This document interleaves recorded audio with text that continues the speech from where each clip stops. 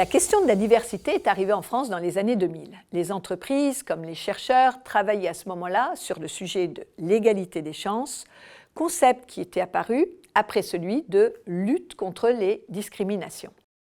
La notion de management de la diversité est née aux États-Unis en 1984. Elle a été promue pour occulter le côté répressif que connaissaient les politiques en place, particulièrement celle de l'affirmative action qui commençait à être sérieusement battue en brèche. En effet, l'idée de quotas pour les Noirs au démarrage, puis pour toutes sortes de groupes sociaux, perdait en légitimité outre-Atlantique. Ce concept de diversité avait l'avantage d'être orienté positif et non punitif. Il était, de plus, en cohérence avec une vision libérale de l'individu dans la société. C'est en effet bien la personne qui est au centre de la diversité, avec l'idée qu'elle a assumé ses différences et en faire des atouts dans le cadre de son parcours personnel et professionnel. Cette acception très performante de la diversité laisse peu à peu place à la notion d'inclusion.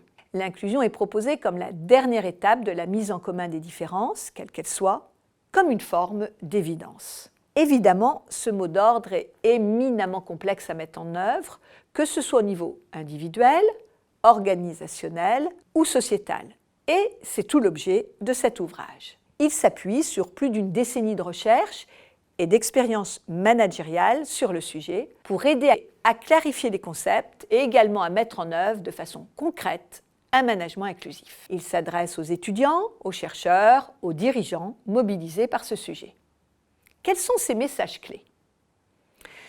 Pour obtenir l'inclusion, il faut d'abord lutter contre les discriminations, construire l'égalité des chances et promouvoir la diversité. Et il faut admettre qu'au même moment, dans la même organisation, les trois sujets seront à l'œuvre, car n'ayant pas la même maturité. Ainsi, une entreprise pourrait être championne en matière d'égalité femmes-hommes, mais avoir oublié ses seniors ou vivre des situations de discrimination pour racisme. Nous nous attachons également à montrer la superposition interculturelle qui fait que dans un monde global, il est très difficile de mener les mêmes actions dans des régions du monde différentes. La question du rapport à la femme ou de l'orientation sexuelle ne peuvent être traitées de façon identique en Arabie Saoudite, en France, au Congo ou au Canada.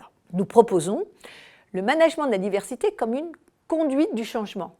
Les étapes du projet sont alors décrites pas à pas avec de nombreux exemples. Nous montrons que le management inclusif est un sujet stratégique qui nécessite un leadership au plus haut niveau, avec des arbitrages et des messages constants en sa faveur. Enfin, nous décrivons le management inclusif comme une innovation managériale, en faisant un avantage distinctif et non substituable pour une organisation.